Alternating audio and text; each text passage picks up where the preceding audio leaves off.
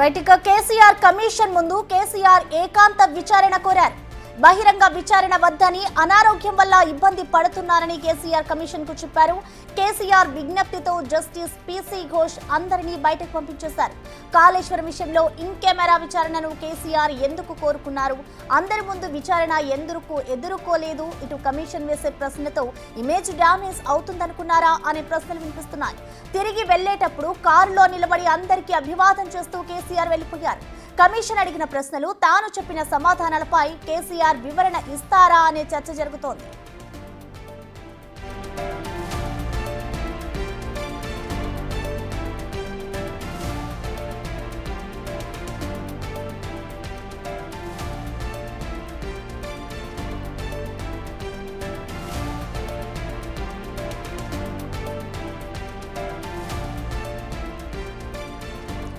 దీనిపై మరిన్ని అప్డేట్స్ ని మా ఇన్పుటేటర్ పవన్ అడిగి తెలుసుకుందాం. పవన్, మనం చూసుకుంటే ఇటు కాళేశ్వరం కమిషన్ కి సంబంధించి ఇటు కేసీఆర్ ఒక్కరే హాజరవుతాను అంటూ కూడా తను చెప్పుకురావడం మనం చూసాము. సో ప్రెసెంట్ అలాగే కమిషన్ కూడా ఆయన్ని ఆ విధంగానే విచారించింది. సో మొత్తంగా దీన్ని ఏ విధంగా అర్థం చేసుకోవాలంటారు? మరోవైపు కేసీఆర్ అలా విచారణకి హాజరు కావడం పట్ల ఇటు అనేక ప్రశ్నలు అయితే సంధిస్తూ ఉన్నారు. సో ఓవరాల్ గా దీనికి సంబంధించి ఏం చెప్తారు పవన్?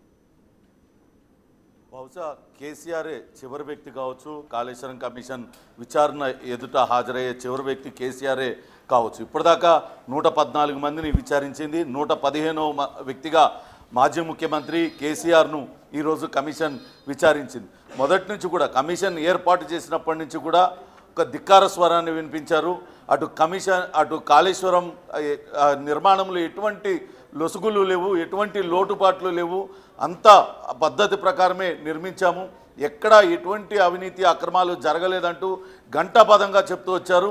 ఎలాంటి విచారణను ఎదుర్కోవడానికి సిద్ధం అంటూ పదే పదే చెప్తూ వచ్చారు. ఇప్పటిదాకా అటు కమిషన్ విచారణకు హాజరైన 114 మంది కూడా అటు ఓపెన్ కోర్టులో విచారణకు హాజరయ్యారు. అక్కడ మీడియా సమక్షంలో లేకుంటే ఇతర సాధారణ పౌరుల సమక్షంలో కమిషన్ అడిగిన ప్రశ్నలకన్నిటికీ కూడా సమాధానాలు ఇచ్చారు. కానీ ఇప్పుడు మొదటిసారిగా తనకు అనారోగ్యంగా ఉందంటూ కోరి ఇన్ కెమెరా ప్రొసీడింగ్స్ని కేసీఆర్ కోరారు. ఇవి అనేక ప్రశ్నలు తలెత్తుతున్నాయి. ఎందుకు ఇన్ కెమెరా ప్రొసీడింగ్స్ అడిగారు?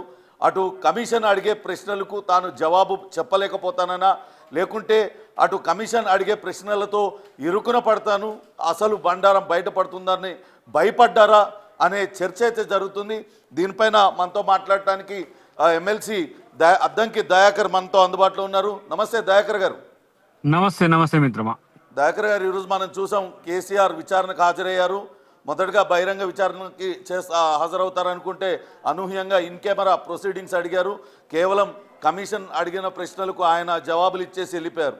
కమిషన్ ఏం అడిగింది, ఈయన ఏం జవాబులు చెప్పారు, అది బయటికి తెలియజెప్పాల్సిన బాధ్యత కేసీఆర్ మీద లేదంటారా మీరు?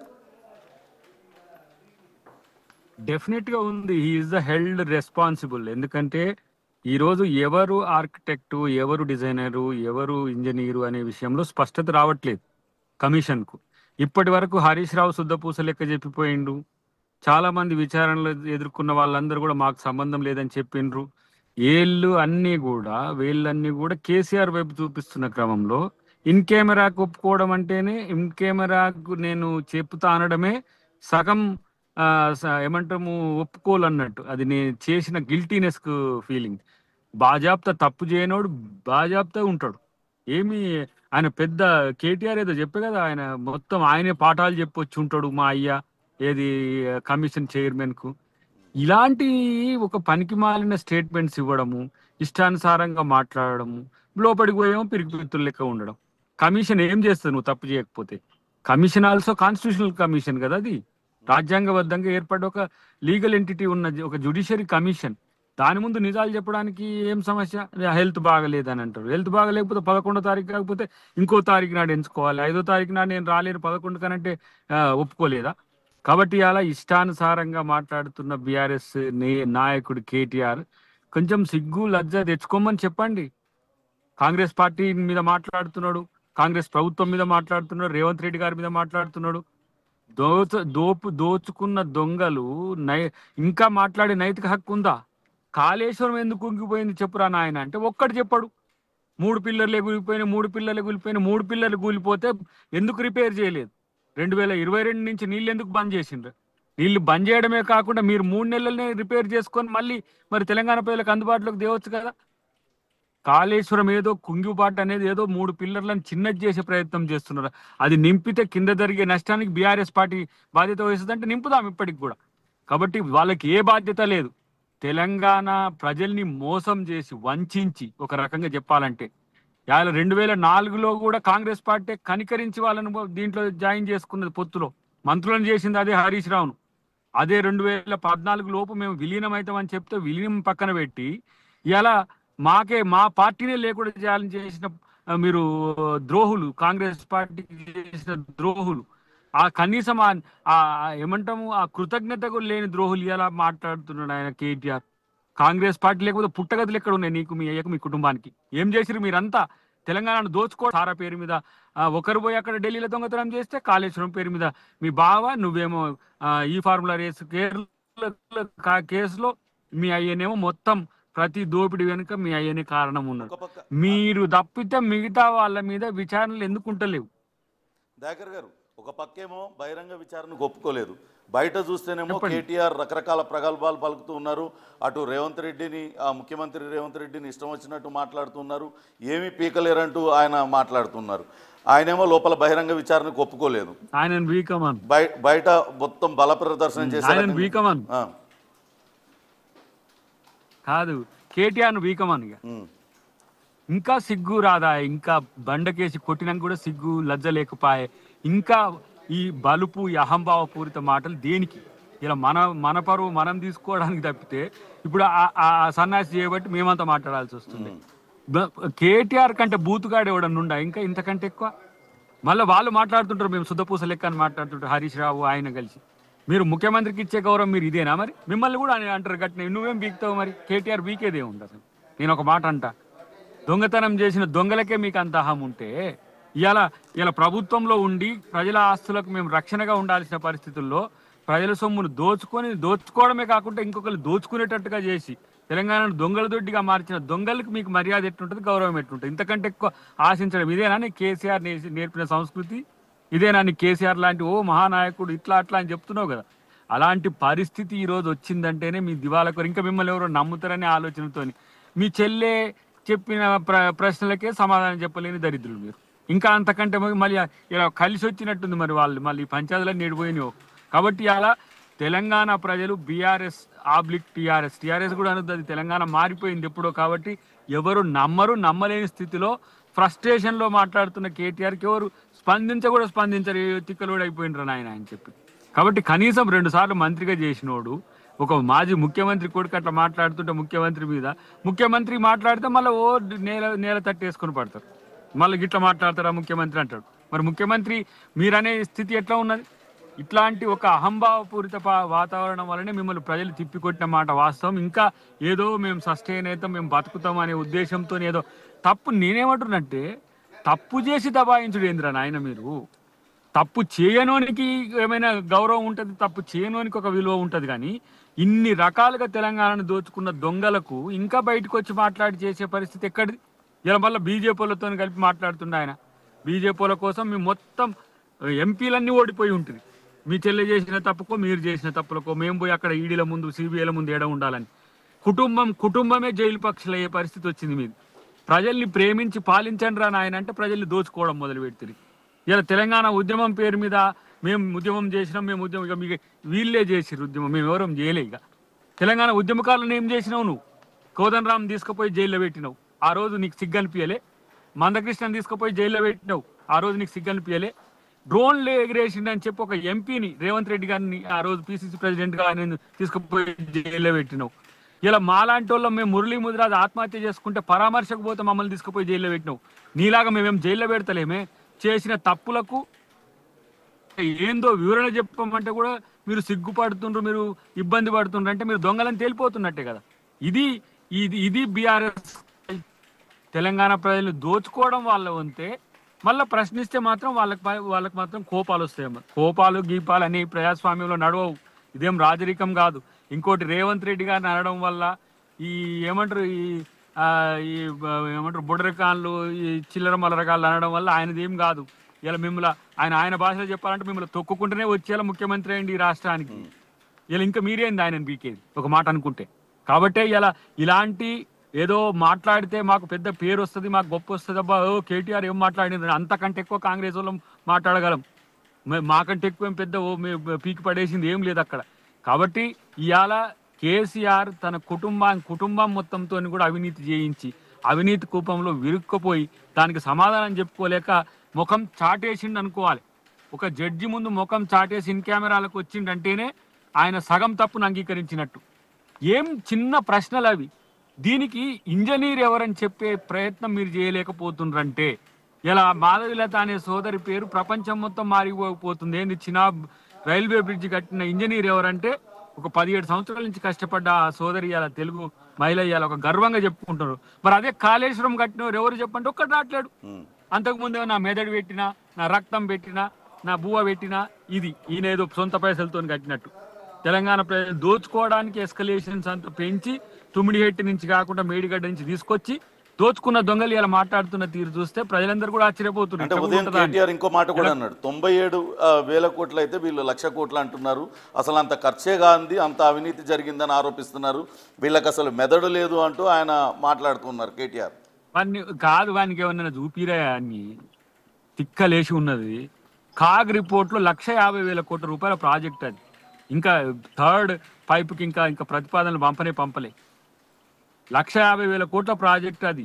ఖర్చు పెట్టింది ఎంత అంటే 94,000 కోట్లు అంటున్నారు ఇప్పుడు.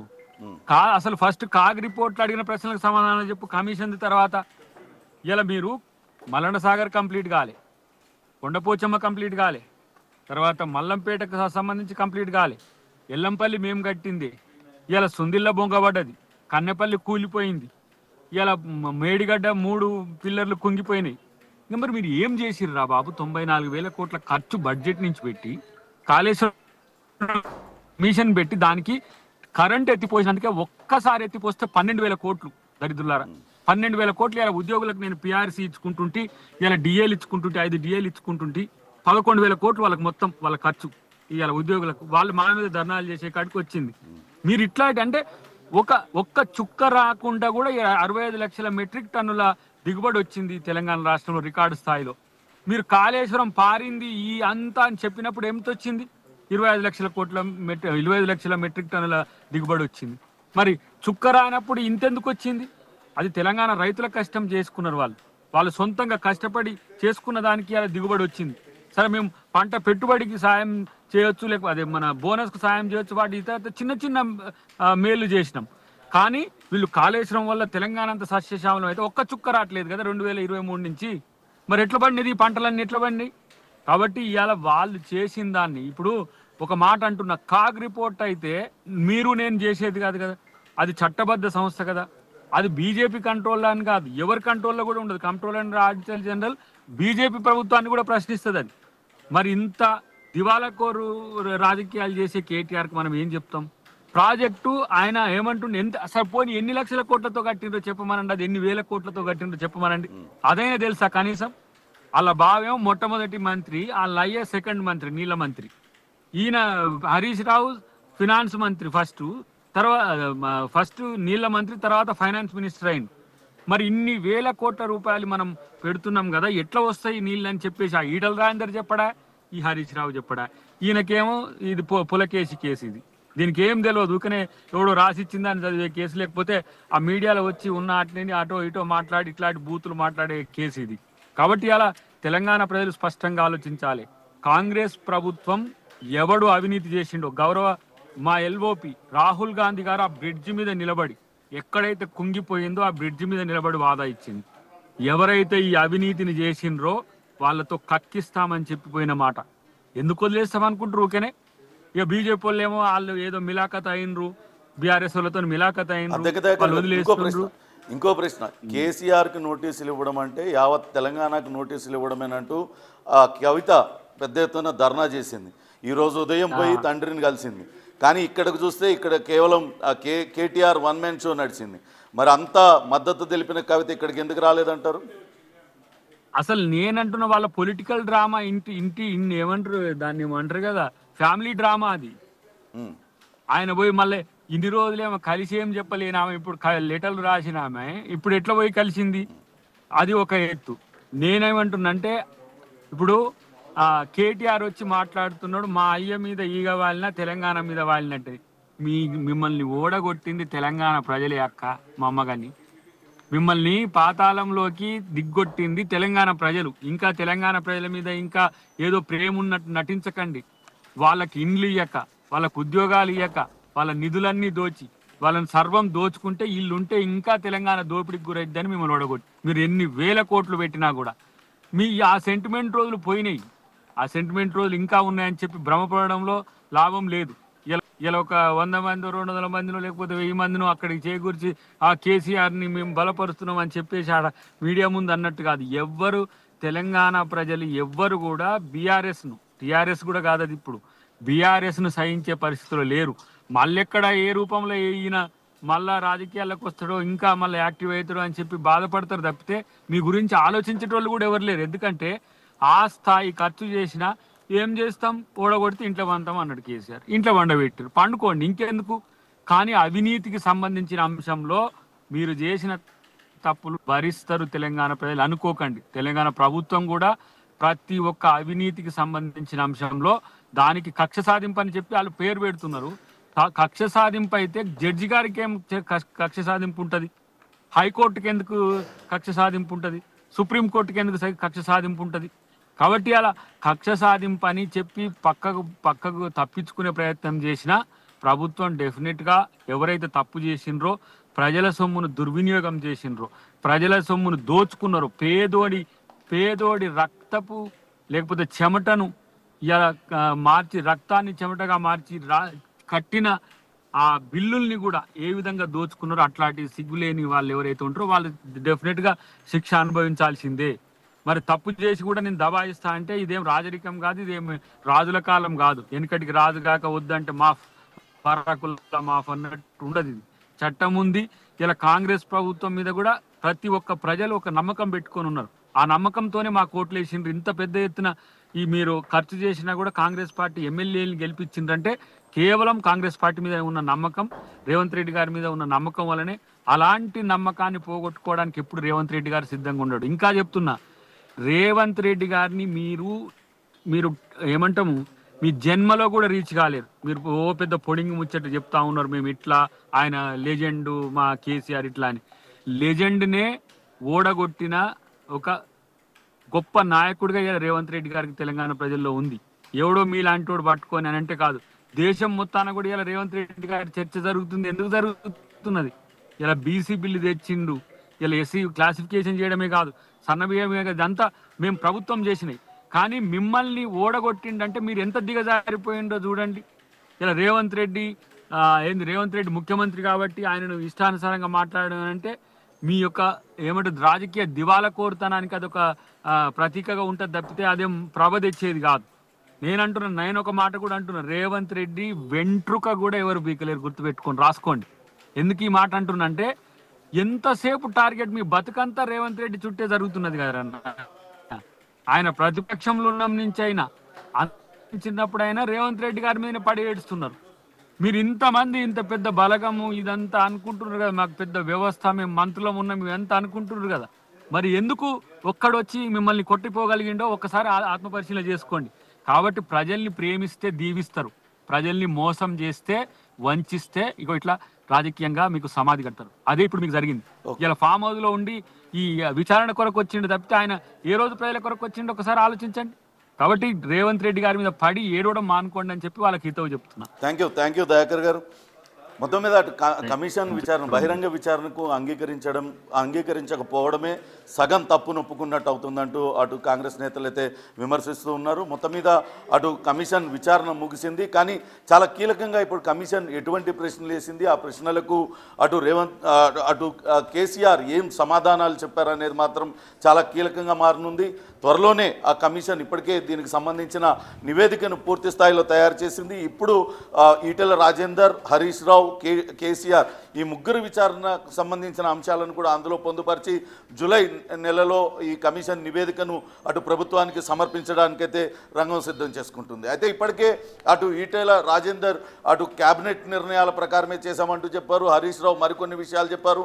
మరి ఈరోజు కేసీఆర్ ఏం చెప్పారు, కేసీఆర్ని ఎటువంటి ప్రశ్నలు అడిగారు, అటు డిజైనింగ్ ఎవరు చేశారు ఏంటి, గతంలో తానే చేశానని చెప్పిన నేపథ్యంలో వాటి వివరాలు అడిగారా, అడిగితే కేసీఆర్ ఏం సమాధానాలు చెప్పారనేది కూడా ఇప్పుడు ఆసక్తికరంగా మారింది. నివేదిక ఒక బహిర్గతమైతే అటు కేసీఆర్ని ఏం క్వశ్చన్లు అడిగారు, కేసీఆర్ ఏం సమాధానాలు చెప్పారనేది బయటకు వస్తుంది. కానీ ఇప్పుడు మాత్రం అటు కమిషన్ ఎదుట బహిరంగ విచారణకు కేసీఆర్ ఒప్పుకోకపోవడం అనేది సగం ఆయన తప్పును ఇక్కడే ఒప్పుకున్నట్టయింది. ఆయన కమిషన్ వేసే ప్రశ్నలకు జవాబు చెప్పలేకనే ఆయన ముఖం చాటేశారంటూ కాంగ్రెస్ నేతలైతే విమర్శిస్తున్నారు.